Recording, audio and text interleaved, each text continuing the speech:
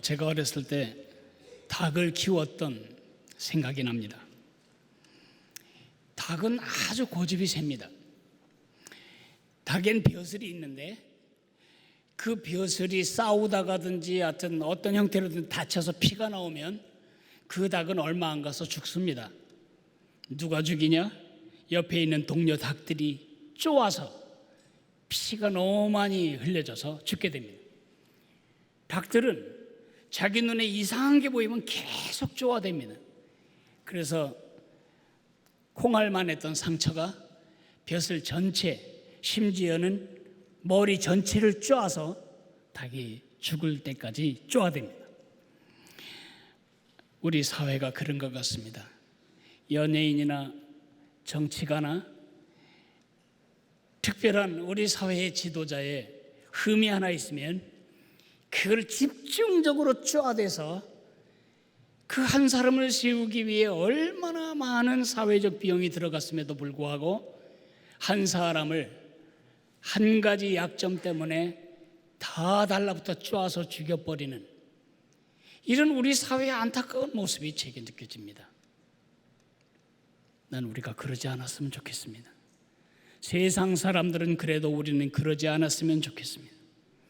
제 소원은 여러분이 살아가는 모든 작은 세상 속에서 여러분이 리펠런트, 사람들을 쫓아내고 멀리 가게 만드는 사람이 아니라 자석처럼 사람들을 끌어다니는 그런 인간관계를 가진 삶을 살았으면 좋겠습니다. 며느리 자랑 때문에 동네 할머니로부터 빈잔을 듣는, 시어머니 자랑 때문에 공공의 적이 되는 며느리, 동료 직원들의 자랑 때문에 또 다른 시샘이 일어나게 만드는 동료 직원. 저는 여러분이 그러한 좋은 인간관계를 가진 예수님의 사람으로 서가기를 축복합니다. 그러려면 우리가 예수님이 가르쳐 주신 인간관계의 원리를 놓치지 않아야 합니다. 그 중에 하나가 뭐냐 하면 참는 것입니다. 고린도전서 13장 7절에 사랑은 모든 것을 참으며 그렇게 말하고 있습니다. 사랑은 모든 것을 참는다. 참는다는 말이 4번이나 나와요. 사랑은 오래 참고, 사랑은 모든 것을 참아주고, 모든 것을 견디고 등등 비슷비슷하죠. 그래서 저는 오늘 참는다는 말의 어원 중에 다른 뜻 하나를 끄집어서 여러분을 섬기고 싶습니다. 이 참는다는 단어, 스테게이라고 하는 동사는 스테게라고 말하는 지붕이란 말에서 나왔습니다. 그러므로 스테게이는 이제 인칭 변화된 것이고 원 뿌리 스테고라고 하는 동사는 덮어주다 그런 뜻입니다. 새 번역은 그 기절을 이렇게 번역하고 있네요. 사랑은 모든 것을 덮어주며, 사랑은 모든 것을 덮어주며. 모든 것을 덮어줄 때 그것이 바로 사랑이라는 것이고, 그 사랑이 있어야만 닭장 속 같은 세상을 변화시킬 수가 있는 것입니다. 어떻게 하는 거지? 오늘 그 예를 성경에서 한번 찾아 읽겠습니다. 창세기 9장 18절부터 27절까지를 저하고 한 구절씩 나누어 읽도록 하겠습니다.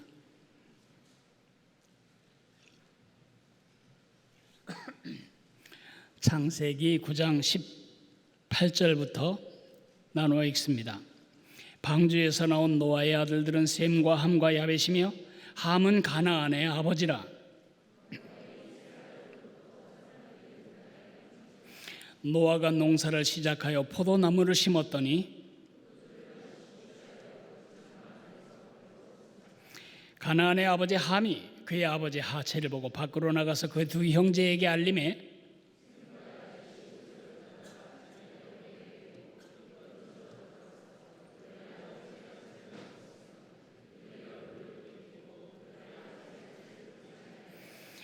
노아가 술이 깨어 그의 작은 아들이 자기에게 행한 일을 알고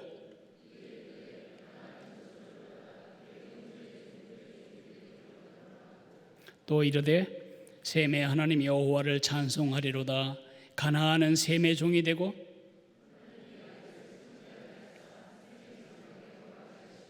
가나안은 그의 종이 되게 하시기를 원하노라. 아멘. 하나님은 우리가 그렇게 되기를, 그렇게 하기를 원하십니다. 홍수 후에 노아 할아버지가 포도 농사를 짓고 포도를 따서 그 포도를 저장하는 방식으로 술을 담궜고 그 포도주를 잔뜩 마시고 술에 취하여 장막에서 옷을 벌거벗은 채 누워 계셨습니다.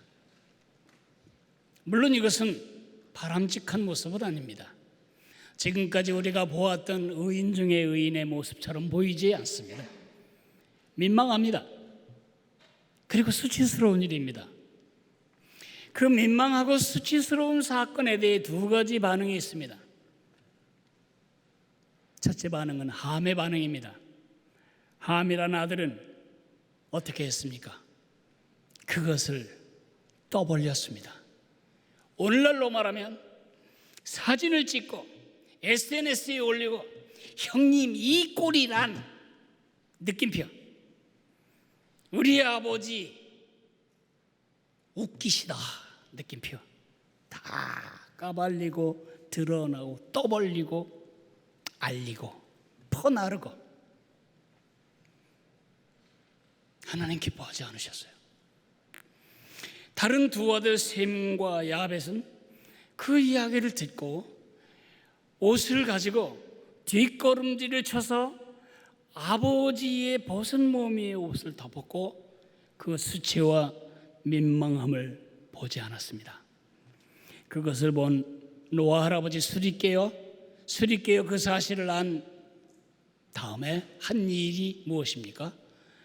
함의 아들 가나안이 저주를 받게 되었고 그리고 셈과 야벳은 축복을 받게 됩니다. 여기서 우리는 하나님의 마음을 읽을 수 있어야 합니다.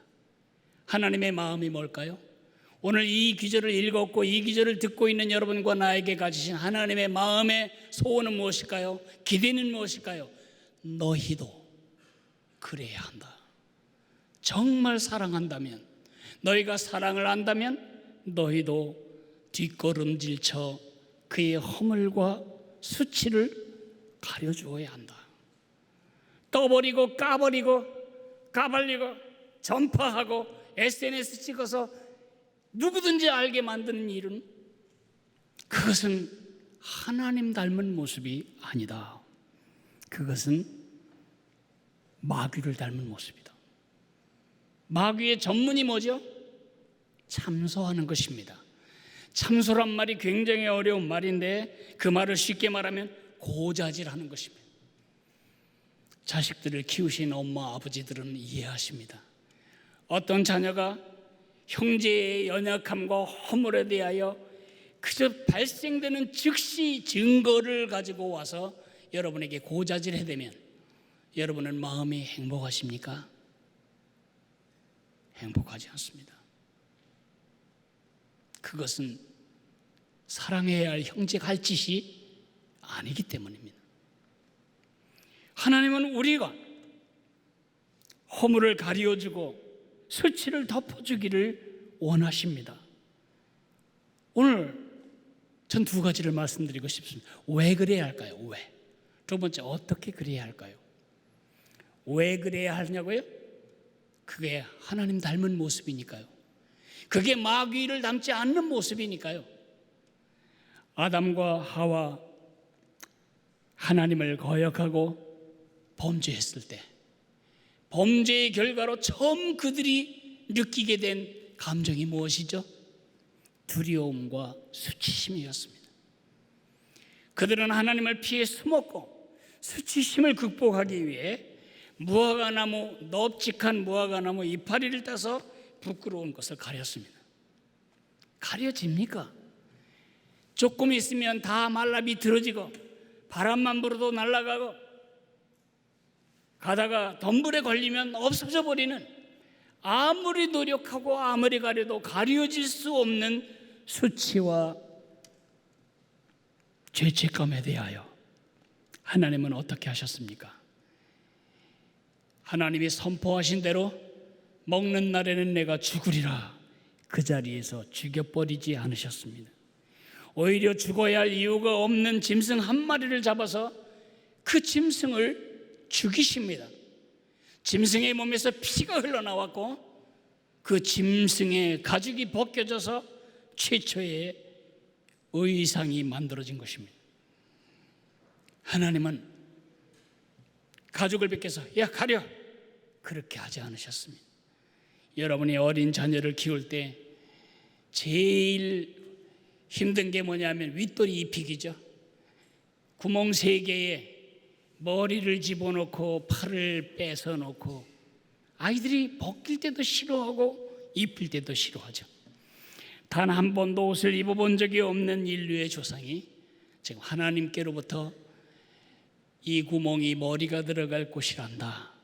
이 구멍은 네 다리가 2개 들어가야 할 것이고 우리 하나님이 그렇게 그들의 무화과 나무 이파리로 가릴 수 없는 수치와 허물을 가려주신 것입니다. 우리는 어떻습니까? 우리 마찬가지입니다. 들키지 않았을 뿐이지 우리 모두가 다 허물투성입니다. 여러분이 하지 말아야 했던 생각, 여러분이 하지 말아야 할 말인데 했다면 그 했던 말, 여러분이 보지 말아야 할 것인데 보았다면 본 광경들, 여러분이 가지 말아야 했었는데 갔던 장소들, GPS 흔적들, 이런 게 다 기록된 책이 있다면 어떻게 사시겠습니까? 우리 다 정신병자 될 겁니다. 살아남을 수가 없습니다. 우리 하나님은 그것을 까발리고 천사들 앞에 떠버리고 온 우주 만물 앞에 이 썩은 피조물을 보라고 정죄하지 않으시고 자기 아들을 이 땅에 보내셔서 그 아들의 피로 우리의 허물을 덮으시고 그의 의로 우리를 감싸 주셨습니다. 그런 덮어주시는 은혜 때문에 하나님의 자녀가 되었습니다. 그런 하나님의 덮어주시는 은혜와 사랑 때문에 구원받은 우리들은 다른 사람들의 허물과 연약함에 대해서 어떻게 반응하고 있습니까? 우리가 예전에 속했던 마귀처럼 까발리고 드러내고 공격하고 다른 사람에게 전파하고 그런 일을 하고 있다면 뭔가 지금 잘못된 것 같습니다. 아니면 야벳과 셈처럼 덮어주고 감싸주고 있습니까? 아버지를 닮아가는 것입니다. 하나님의 명령은 하나입니다. 누군가 너의 허물을 덮어주고 가려준 것처럼 너도 서로에 대해 그래야 한다. 베드로전서 4장 8절은 이렇게 말합니다. 사랑은 허다한 죄를 덮느니라. 사랑은 허다한 죄를 덮는다고 베드로 사도가 말하고 있습니다. 이 규절을 마음에 가지고 오해를 푸셔야 합니다. 이 규절은 이렇게 오해되면 안 됩니다. 하나님은 자신을 망치고 남을 망치고 가정을 깨고 세상을 불행케 만드는 죄를 눈 감아주라, 덮어주라고 말하는 것이 아닙니다. 두엄더미는 덮을수록 더 심하게 썩습니다. 남들의 죄와 허물이 교정되고 치료된 과정이 없이 눈 감아주는 것은 온정주의고 눈먼 사랑이고 불의를 기뻐하는 사랑입니다. 어떤 병원도 썩은 맹장을 넣은 채 봉합하지 않습니다. 반드시 썩은 장기는 잘라내고 새로운 살이 돋아나도록 덮어두는 것이지 썩은 부위를 덮는 것이 의사가 하는 일이 아닙니다. 벽장에 시체를 감추고 썩은 냄새가 나오지 않도록 실리콘으로 사방을 막는다고 해서 문제가 해결될 것은 아무것도 없습니다. 우리 주님이 우리에게 명령하는 것은 썩은 시체를 벽장 안에 두고 밀봉하라는 것이 아닙니다. 교회에는 권징이 있습니다. 잘못한 것에 대해서 반드시 책임을 묻고, 그리고 그런 일이 재발되지 않도록 징벌하고 훈련하는 징계, 권징이 있습니다. 여러분이 자녀를 정말 사랑한다면 여러분이 자녀의 죄를 그냥 덮고 넘어가면 안 됩니다. 자녀가 밤늦게까지 음란 사이트를 창녀천 돌아다니듯이 돌아다니고 있다는 것을 냄새 맡았는데 그냥 덮어둔다면 여러분은 언젠가 무서운 대가를 그 자녀와 함께 지불해야 할 것입니다. 여러분의 부서에 여러분이 좋아하는, 여러분에게 은혜를 베푸는 상사가 장부를 조작하고 공금을 횡령하는 죄를 짓고 있는데 그것에 대해서 눈을 감는 것은 사랑이 아닙니다. 결국은 그와 여러분과 회사가 다 망하게 될 것입니다. 여러분이 알고 있는 교우가 지금 아내 아닌 다른 여자와 바람을 피고 있는 것을 여러분이 알게 되었는데 그것을 쉬쉬하고 감춰둔다면 여러분은 어느 편에 서 있는 사람이라고 생각이 듭니까? 이런 온정주의, 눈먼 사랑, 불의를 기뻐하는 것을 말하지 않습니다. 한번 생각해 보실까요? 사랑은 허다한 죄를 덮느니라 라고 말했던 베드로 사도는 아나니아와 삽비라의 죄를 끝까지 추적하고 캐내고 까발리고 드러내서 척결했습니다. 사랑은 허다한 죄를 덮는다고 말씀하셨던 베드로가 한 일은 죄를 까발리고 잘라내고 척결하고, 그래서 누구도 감히 그런 죄를 지을 수 없을 마음에 두려움을 갖게 만들었습니다. 아간은 어떻습니까? 하나님이 명령하셨습니다. 너희가 이제 여리고를 점령할 텐데 거기서 결코 자기 것을 탐하면 안 되고 금이나 음이나 다 하나님의 곳간에 집어넣어야 한다. 아간이라는 사람은 은덩이와 금덩이와 그리고 외투를 그냥 포기할 수가 없었습니다. 그래서 그것을 갖다가 훔쳐다가 자기 장막 밑에 깔아 넣었습니다. 하나님은 집요하시리만큼 어느 지파, 어느 가문, 어느 가정, 그리고 그 가정에 누구까지 끝까지 열추적 미사일이 추적하듯이 추적해서 아간을 끄집어내셨고 드러내셨고 돌로 쳐서 그와 그 가족들을 죽게 하셨습니다. 그 아들을 십자가에 죽이면서 우리 허물을 덮어주신 우리 하나님은 자기를 불행케 만들고 공동체를 썩게 만들고 세상을 불행케 만드는 죄에 대해서 절대로 그냥 덮지 않으셨습니다. 우리도 그래야 합니다. 우리도 그래야 합니다.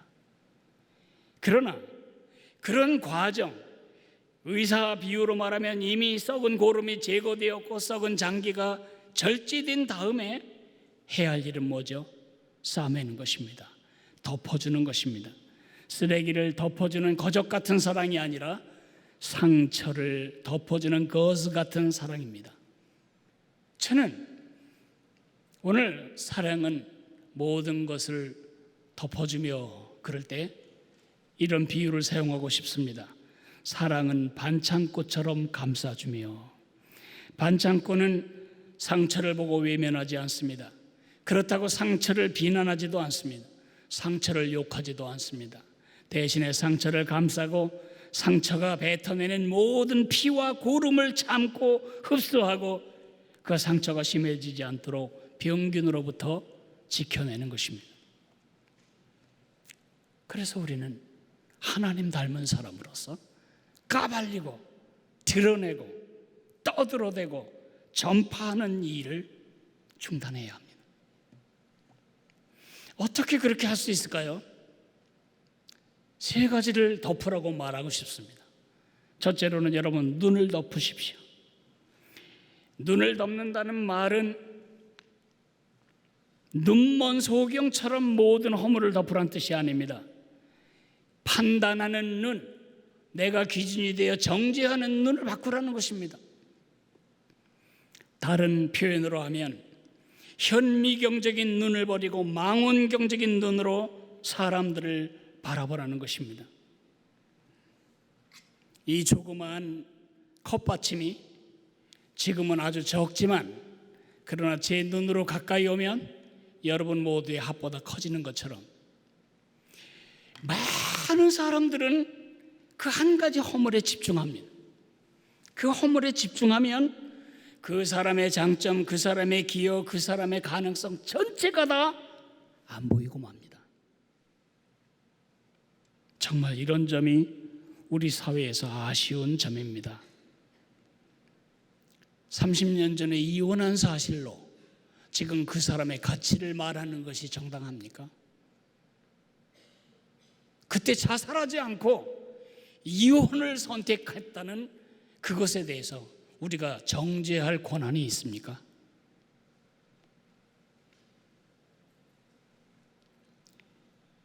그 사람이 초등학교밖에 졸업을 못하고 가정이 너무 가난해서 검정고시로 고등학교까지를 나왔다고, 그것을 지금 까발려대며 그 사람의 가치를 깎아야 확실하게 시원하시겠습니까?